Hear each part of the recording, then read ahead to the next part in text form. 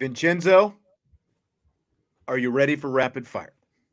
You know I'm ready, baby. I love rapid fire. I need me some rapid fire right now. It's been a long day. It's been a long day. Need me some rapid fire. All right.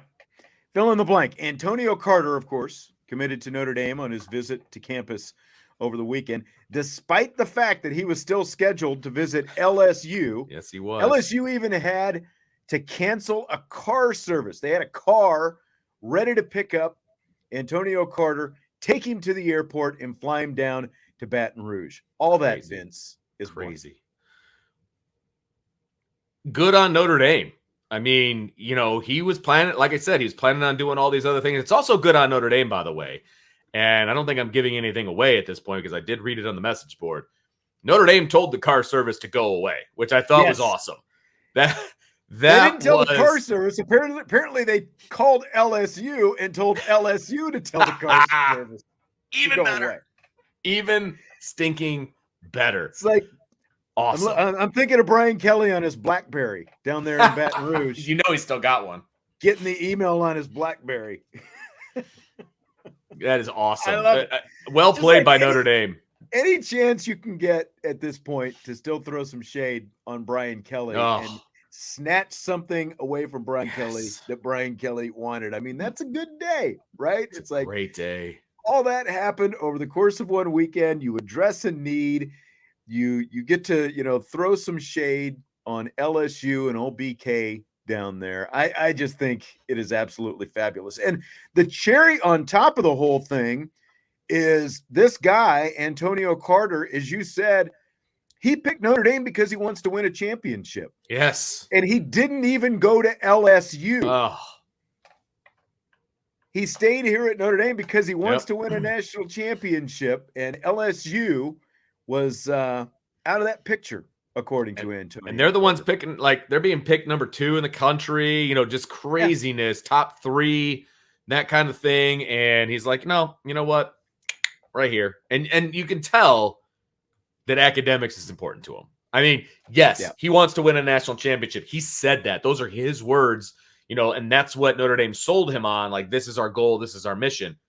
But, oh, by the way, here's a master's degree from LSU. Here's a master's degree from Notre Dame. What's going to carry more weight? Come on. That's not even a conversation. It's not even a conversation.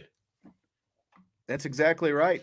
That's, as they always say, it's something that's going to carry him for the rest of his life. He started at Rhode Island. He'll get to finish at Notre Dame, 2-year graduate, And Rhode Island's no slouch academically, by the way, if I'm not mistaken. It seems to me that Rhode Island is a pretty good academic school in the first place. And so that academics are important to him.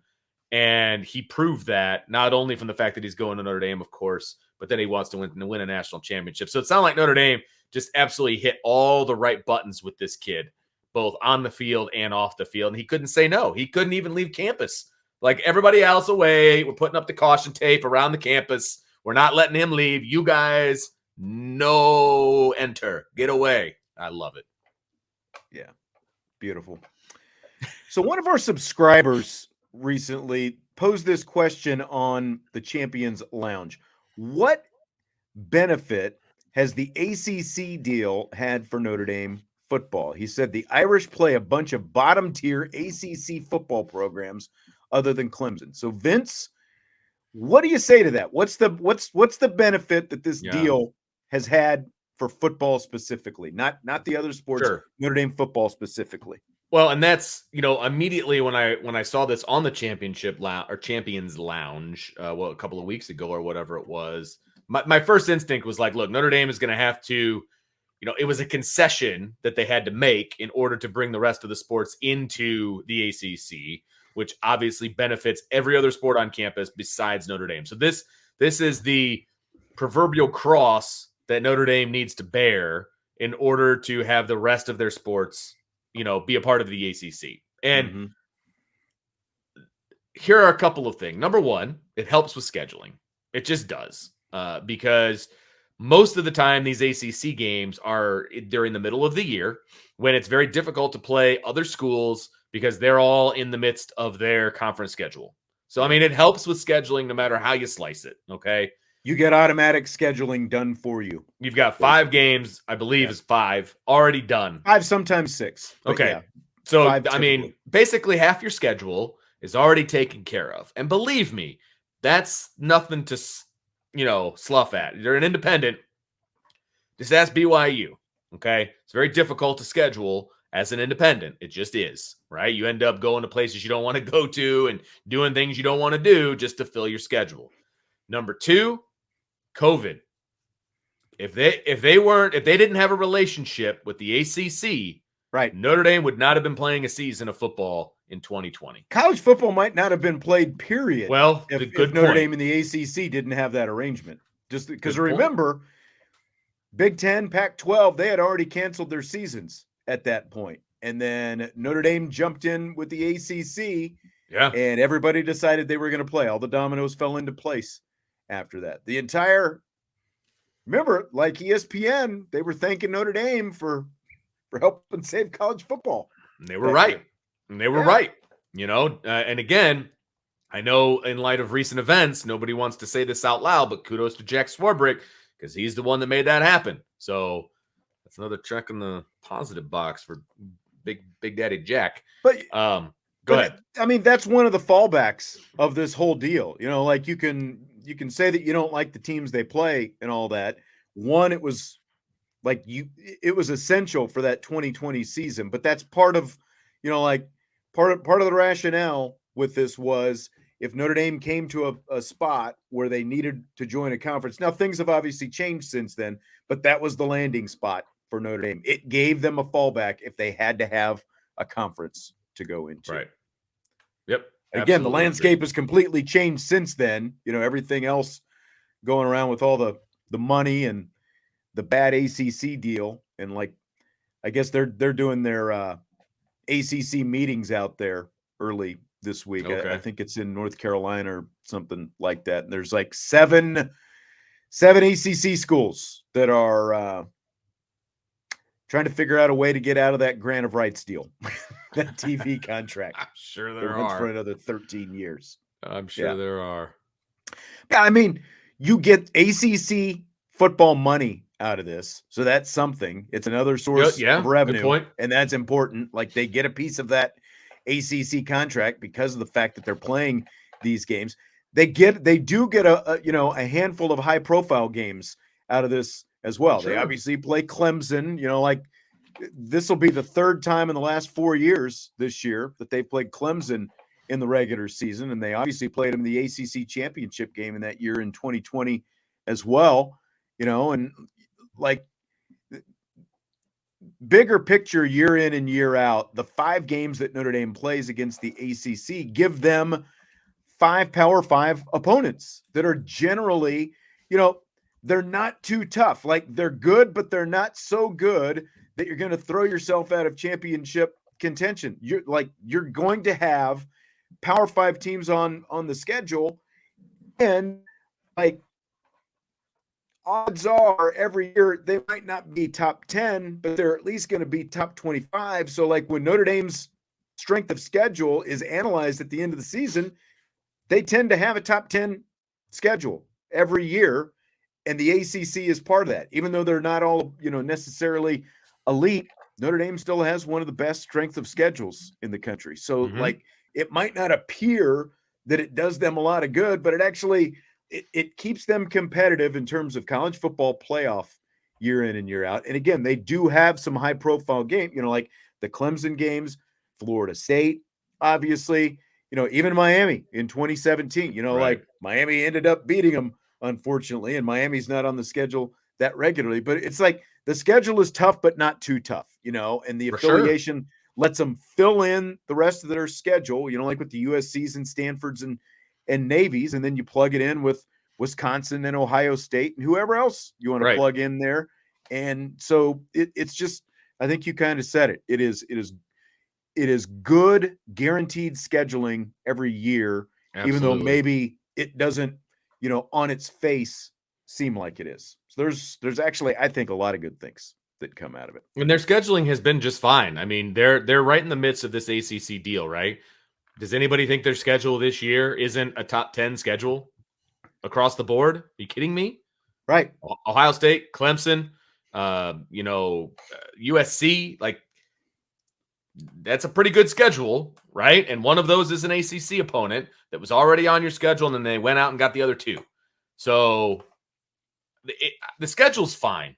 Are there some times where, it's not always going to be a top 10 battle? Like, do people think if Notre Dame is independent that they're going to go out and schedule the top 2 SEC teams, the top 2 Big Ten teams? That's not how you do. What would be the incentive in that?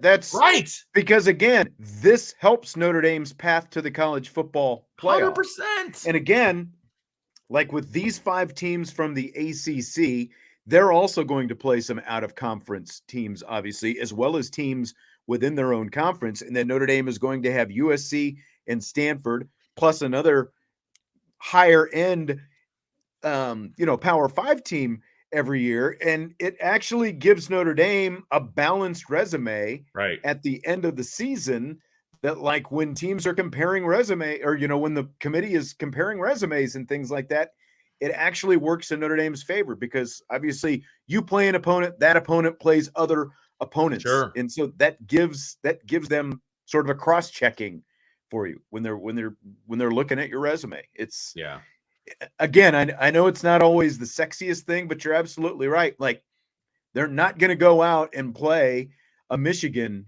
and an Alabama and a Texas, those teams every year if Notre Dame were to be truly independent. It's just, they're not going to do it, because the goal is to get to the playoff. You don't have to play that kind of schedule every year. And by doing this with the ACC, you're still playing Power 5 teams. And then additionally to that, you have the ACC bowl tie-ins as well. Because if Notre Dame is independent, you've got basically the New Year's Six and the playoff, and then nothing. I mean, realistically. Here's the thing, too. Like Chi-Town is saying, you could play your traditional rivals more often. I just think that is going to get harder and harder, because Big Ten's going to be full. With the Big Ten expanding and the SEC expanding, it's going to get even harder if you were a true independent to put together a schedule that comes close to what you're talking about. And again, just because of the fact that those conference schedules are going to be so full, they're going to be lucky if they've got like 2 open dates. And they're not going to pick Notre Dame for those open dates. Right. I hate to break everybody. I hate to break it down for everybody, but the conferences are getting madder and madder at Notre Dame as they expand, because they want Notre Dame. And they're not going to pick Notre Dame. Right. They're going to pick, the Citadel and teams like that, because they need layups, right? Alabama always has 2 ridiculous layups on their schedule. And if they have to play 9 conference games, then they're going to pick 2 crappy teams for their non-conference. That's what's going to happen. Every couple of years, maybe they do a kickoff classic against a Texas or something crazy like that, right? But that's not going to happen very often. It's just not. Chi-Town says he misses Purdue, and I'll be honest, that's the one that I miss the least. And it's not just because, like, when Notre Dame played Purdue, obviously not this past season, but 2 seasons ago, I guess that was in 2021. I don't miss the nastiness from Purdue fans. And I don't know how much you noticed it, Vince, but there was just such a stepbrother attitude going through the parking lot. It's just, I dealing with Purdue fans every year, I hated it. I hated it. I don't blame you. I don't blame you even more so than Michigan fans. I feel like you're propping up Purdue.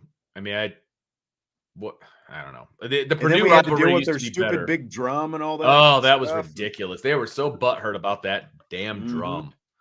Gosh, who cares about a stupid drum? If that's what you have, that's your thing, is a giant drum. Like, come on, man. Plant your flag someplace else. Chi-Town says, feels so good to beat them. And it's just, I don't know. Like, that's one of those games that's like you expect to win. And when it's close, it just makes it even feel nastier. It seems like, I don't know. Fill in the blank. Audric Estimé tweeting 2 simple words, "I'm coming," last night is blank. I love it. It's awesome. I freaking love it. It is a competitor talking. He's not going to trash talk. He's just going to let you know that the train is coming. and you better try to get the license plate of that Mack truck when he runs your you-know-what over. Like, I love it. He plays with a pretty sizable chip right here on his shoulder, and it's a pretty broad landing place on his shoulder, and I love a running back. Like, I always told my running backs, when I was coaching, I want you to run like you're pissed off. Like, that's the kind of running back I want. You run like you're pissed all the time. Like, that's what I want. And then you could be a nice guy off the field. You could be a great human. But when you're between the lines, I want you to run mad. That's what Audric Estime is. He runs mad. And I am here for it. I love it. He needs a nickname, because I feel like he's saying, I'm going beast mode is basically what he's saying. When he says, he is. I'm coming. And it's like he needs a good nickname. We need to come up with a nickname for him, like the Estimate Quake or so. I don't know what it is, but like that's not good. I just threw that off the top of my head. I know. We have to come up with something because obviously the bus is taken. Yeah. So we can't go down that road. Mack truck, that's a little bit too generic. Yeah. They had 33 trucking, back in the day. Didn't like obviously go down that road. Although I like the apparel and the swag that they had for that. Mm-hmm. Yeah, we're gonna have to think about that because A-Train. Oh, okay. Decaf. That might A-Train, baby. I think we might need to start rolling that one out. All proceeds go to Decaf 18 and his family's college fund. Chi-Town said Estimate engine. That's a good one as well. Too many syllables. That's true. A-Train, direct to the point. I think I just unplugged myself. I can hear you. Cord tonight for some reason. Oh, it's from your headphones. Okay. It's your headphones. My hands around too much. I keep hitting my cord. So I can hear you fine. The A-Train is coming. Yes. And it is about to run you over. Yes. That's it. Put the merch together. Perfect. The A-Train. And I think we need to message him. Be like, look, man, NIL money. A-Train. Get the merch ready. That's right, baby. Well done. I love it. Done. Decaf. You get the award. If I had something to give you, I'd give it to you. The guy averaged almost 6 yards a carry last year. 28th in the nation. And Bijan Robinson only averaged like 0.2 of a yard per carry more than him, and like A-Train. That's it. I like it. I love it. I love it quite a bit. All right. The Ram. Not bad. Yeah, that's not bad. It's not bad. I like that because he is a battering ram. Right. I just think A-Train's going to be hard to beat. Yeah, that's a good one, man. This needs to catch on. Audric, the A-Train Estimé. I mean, it's perfect. It's better than Baby Gronk. Oh, that was horrible. I hated that one, and I'm pretty sure he hated it too. Yeah. I mean, he ended up rolling with it because he couldn't get rid of it, but I did I was hoping he would change his number or something. That way people would get off of the Baby Gronk nonsense. Yeah. But alas, here we are. Let's shift gears. A little Notre Dame baseball. They're 29-19 after sweeping 3 games from Akron over the weekend. They've got a game tomorrow, the game against Northwestern at Wrigley. Then they finish the regular season with 3 games at Boston College, one of which, of course, will be at Fenway. But then they'll go to the ACC tournament as well, Memorial Day weekend. So, Vince, what do you think they need to do to secure themselves an at-large NCAA tournament bid? A lot is the short answer. I think, they got the sweep against Akron, but I think everybody anticipated they should get a sweep over Akron. This had to squeak at least one of them. This was their bye weekend in the ACC, obviously. Yeah. I think, first of all, I think it's awesome that they get to play at Wrigley and Fenway in the same week. I mean, that's friggin' awesome. No kidding. So I think they got to beat Northwestern. I think they have to win the series against Boston College. 2-1, that's fine. You need to win the series. And then I think you've got to win your pool. I think you've got to win your pool in the ACC tournament, and you have to at least make it to the semifinals. You need to make it to the Final Four of the ACC tournament. So that means you're one of the 4 best. Then I think you at least have a puncher's chance of getting in, but they may even have to make it to the championship. There are And I went and looked at some of the RPI numbers and all that Okay. kind of good stuff. So there's a lot of numbers here. They are number 46 right now in the RPI. They're one game above 500 in the ACC. So I agree with you. Excuse me. Boston College is actually really good this year, by the way. They're Boston tied College. with Notre Dame, though, aren't they? As far as in the conference, last time I checked. But they've got a 13 RPI. Okay. That's the most important number that All they've right. got right now. And they've actually this is one of the two best seasons that they've had in like the last 50 years. But they're 32-16. So they're a few games, like overall a few games better than Notre Dame, but there are here's what the ACC looks like right now in terms of RPI. Wake Forest is number 2, Clemson is number 8. Both of those teams won their series against Notre Dame. Virginia's number 9. The Irish swept Virginia. That's like probably the biggest thing keeping Notre Dame in at-large contention right now. They didn't play Duke this year. Duke is number 12. BC is number 13. And again, if they can take 2 out of 3 against BC, against the number 13 RPI team in the country, that would help them out quite a bit. Didn't play Miami. Miami is 18. North Carolina is 24. Notre Dame lost that series. They lost 2 out of 3. NC State, Notre Dame lost 2 out of 3 there. The Wolfpack is number 26. So, like, those are the top RPI teams in the ACC, and that is 1, 2, 3, 4, 5, 6, 7, 8. Those are the top 8. And then you've got Louisville at 34. Notre Dame won 2 out of 3 there. Georgia Tech, rather, is 43. Notre Dame lost 2 out of 3. And then Notre Dame is 46. So, like, Notre Dame is sitting with the 11th best RPI right now. Now, they'll get, because of that pool play format in the ACC, they'll get to play some good teams, so that'll help. But I think they've got to win this BC series.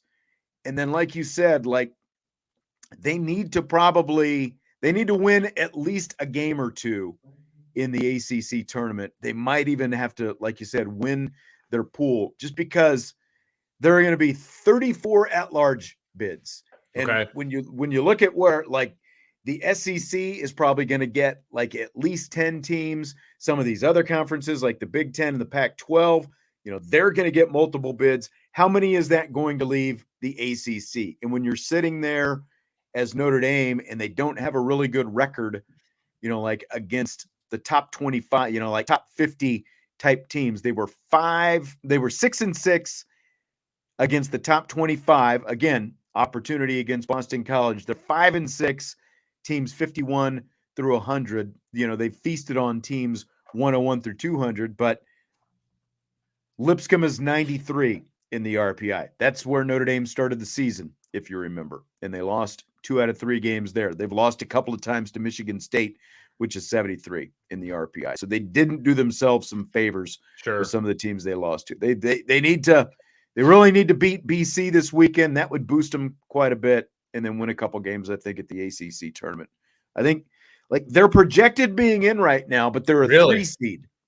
Like, that's by D1baseball.com. They're a 3 seed, and like the 4 seeds in the baseball tournament, 4 seeds are like the equivalent of, those are all the conference champions 13, of all those small. Yeah, exactly. Schools, right? That's like the equivalent of like the 13 through 16 seeds in March Madness. So they need to win some games. They've still got some work to do. So I mean, I would love, didn't help them. No, it did not. And I would love to see Notre Dame in the tournament, obviously. Is it wrong? And that's the thing, too, is the NCAA has not been kind to Notre Dame. No, they've not done them any favors the last couple of years. That's right. But I'm also happy to see that Florida State isn't doing well either. That kind of makes me happy. That's true. That's true. They're not going anywhere. And they're not going anywhere at all. So the Los Angeles Rams, of course, traded this year's and next year's first-round draft picks to get Matt Stafford. And, of course, because they got Stafford, at least in part, they ended up winning the Super Bowl last year. But they stunk this past year. I guess that was 2 years ago now at this point. My question to you, is the trade-off for the championship worth the cost of what they gave up in the long run? Do you realize how I read this question, Sean Stiers? I don't.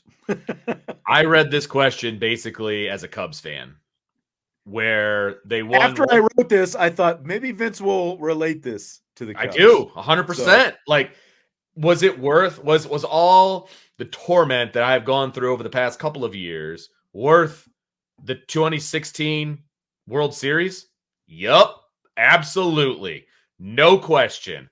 I would trade whatever was necessary for a championship that I got to witness. Like, the Bears haven't won a championship since 1985. I don't remember it. I was 4. Okay. So I would love for the Bears to win a championship, and you give up whatever you have to make that happen. Obviously, the Cubs hadn't won a national championship, a World Series since 1908. Clearly, I had not witnessed that. Yes. Witnessing the World Series, going to a World Series game was something that I will never forget for the rest of my life. And I can die a happy man that the Cubs won a World Series. Of course, I want them to win more. But you do whatever you have to do to win a title, man, because those are memories that you won't forget. So, yes, it's 100% worth it. Double down on it. And, like, as a Royals fan, it is hard to believe that it has only been 8 years since they actually won a World Series and went to back-to-back World Series. But they had gone 30 years, almost 30 years in between. And they had some of the most miserable seasons in those in-between years. And they're having a miserable season right now. But you trade it all because they've got a championship. In your lifetime, you got to see them win a championship. Yeah. And that's like even as much as I, complain about the Cowboys right now, at least I have memories of them winning Super Bowls and being really in my lifetime. And exactly. And being really good. Like Jesse does not have that. Oh, that's right. So I forget when he was born. So yeah, he doesn't have that. Wow. I know. That was like my whole high school career was the Cowboys being good. Like middle school, middle school, early high school is like the Cowboys being good. And yeah, no doubt. I grew up with that. And the Bills being bad. Yeah. Or we're not winning Super Bowls. That's right. Not winning Super Bowls. Right. Getting blown out in Super Bowls. Yeah, right. That's like your early memory. Yes. That's when I started watching the NFL, really. The Cowboys were good, the 49ers were good, and the Bills lost in the Super Bowl a lot. Like that's my earliest memories of the NFL. Crazy.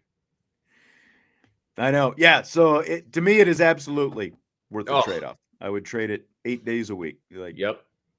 Anytime.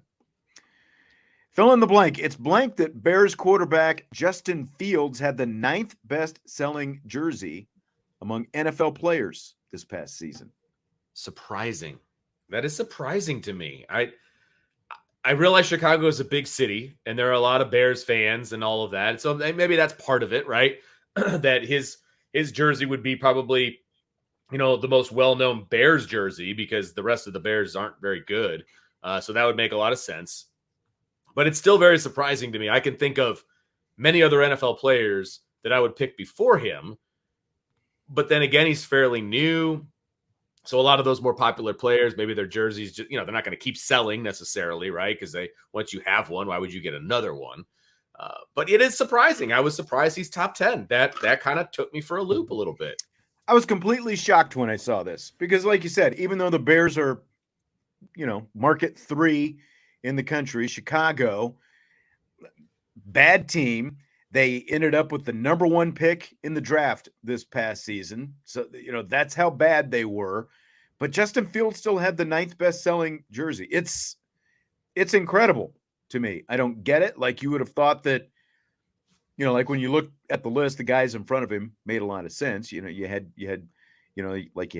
Cowboys, like Dak Prescott, all these different guys. You had guys from, traditional, like the Aaron Rodgers jersey, for example, and some of these other, just guys sure you would expect. He's going to blow up because he's on a new team. So his number is going to go nuts. And that'll happen as well. But like for a quarterback who really hasn't done anything for a team that stinks, I was just completely shocked to see Justin Fields at number 9 on that list. No, me too. I had one thing that I wanted to ask you. I just saw this a little bit ago before the show started. Carl Ravich on Sunday Night Baseball last night. Red Sox Tristan Cassis. Is this the question that he asked him? Yes. So Carl Ravich, they're can't- doing an in-game interview with this guy, and Carl Ravich says, "I know your mom passed away when you were young. What does Mother's Day mean to you and your brother?" Like, what? This is the worst question you could possibly ask. And I will say that he handled it extremely professionally and answered it very, very well. But, dude, that's a terrible question. It's a terrible question. And as someone who has not had his mom for, I think it's 31 Mother's Days now, myself, like, I couldn't imagine if we're on live TV and you ask me that question. Like, what are you even doing?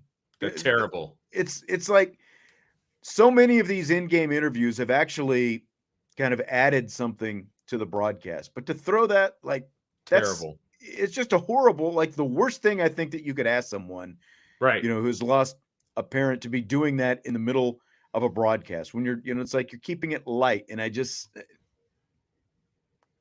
classless and clueless. Decaf said classless, and just clueless. I couldn't believe that he would ask that to a guy. There are literally 100 other questions you could have come up with to, Right. and it should be loose. Like these It guys would shouldn't have to literally be think the that thing. hard. Like, Mother's Day would not be, I realize they were No. playing on Mother's Day, but it would be like, knowing that about him, it would be the last thing that I would want to ask someone on live TV in the middle of the game. Right. No, absolutely. And Joe says, having personally dealt with Ravich, he just literally reads what's in front of him. Then at least have the common sense to not read that. Like, pre-read what's in front of you. Be a professional. Right. Be like, you know what? I don't think this is the one I'm going to ask. Cross it off. Don't be Ron Burgundy. Yeah, seriously. Don't just read what's on the teleprompter, man. Like, that's, and Joe, I get it. I know people like that. I get it. But you got to have a little bit of professionalism and know what to read and what not to read. I mean, come on. That's just, come on. So going back to some of the topics that we just hit, we had some questions start up. Joe says, so to extrapolate, you would be okay with a national title for Notre Dame if they broke all the rules and got put on probation? I would not. I think that's a little different. That's different.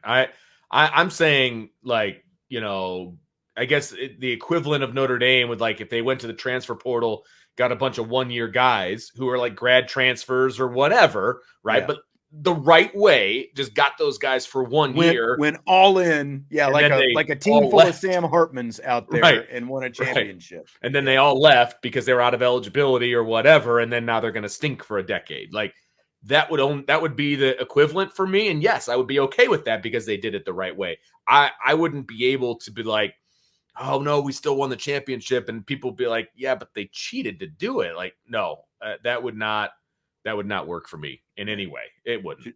Joe said he was taking the question to the extreme. I wouldn't either, but it's a good question. I think that, the question is, would you take a championship today knowing that you were going to be bad for, like, at least 5 years, like historically bad, potentially for a handful of years? It'd be tough financially. It'd be tough, but I'd take the championship. I would, because yes, the windfall of the championship would be so great, and then there would be. See, the thing about Notre Dame, though, guys, and I think we can all kind of associate ourselves with this because we're all fans, right? The promise of tomorrow will always bring us back as Notre Dame fans, just like the Cubs and all that. And so we would still do this job, but it would be tough. You guys have seen me on post-game shows. I don't do well with losses, so it would be very difficult to deal with that kind of a thing. So, it would be tough. Jeff, and this was what I was referring to. Clemson, Florida State, Miami, North Carolina, NC State, Virginia Tech. They've met with their lawyers about getting out of the ACC deal. Notre Dame could walk if that was to happen, correct? Clemson only team that benefits Notre Dame. Yeah, if that happened, if you had some mass exodus from the ACC and all those teams actually could get out of it, I believe in that case, yes, Notre Dame could walk. I just think this is it's pretty bottom line. There just aren't any outs for these teams other than paying boatloads of money to get out of this deal. They signed on, they took the guaranteed money. like the whole conference did up front, and that's Right. why they're in the situation that they're in right now. You know, like Exactly. now, like Clemson and Florida State are a couple of these. The rest of these, I think, are along with them, but I put Clemson and Florida State at the front of the list in terms of like they feel like they make the most of the money for the conference, and the revenue share needs to be divvied out differently. Like, Right. it needs to be weighted. I think that's part of the deal that they're looking at. But yeah, if they all bolted, yeah, then that gives Notre Dame an out. But then the question is, does Notre Dame, where's Notre Dame going to go? The Big Ten would probably be it in that case. But I just personally, from everything that I've seen, I'm not a lawyer and I haven't looked at it, but just the more you read as you kind of do your background on this, I don't think anything is going to get Yeah. these teams out of it other than paying way more money Oh, than it's any of them are willing to pay. a huge Yeah, buyout. I mean, that's why they're mad. these schools don't have the financial backing that like a Notre Dame does. So you're really going to be hurting a lot of people at the university, if you're paying that out fee, whatever it happens to be. It's just, it's a lot of posturing, maybe they're checking it out or whatever, but I don't see it happening either. We started off talking about Rhode Island graduate transfer Antonio Carter. Shout out Rhode Island School of Design, RISD. Made famous, of course, some wedding crashers. Shout out to RISD. Well done. Well done, Derek, as always. Yes. All right, well, that's going to do it for tonight. Had a good one. Appreciate you being here tonight. Hit that like button on your way out. And, of course, subscribe, rate, review, leave a comment, whatever it happens to be. What are you chuckling at? Oh, just some of the comments. All right, we will talk to you tomorrow on IB Nation Sports Talk.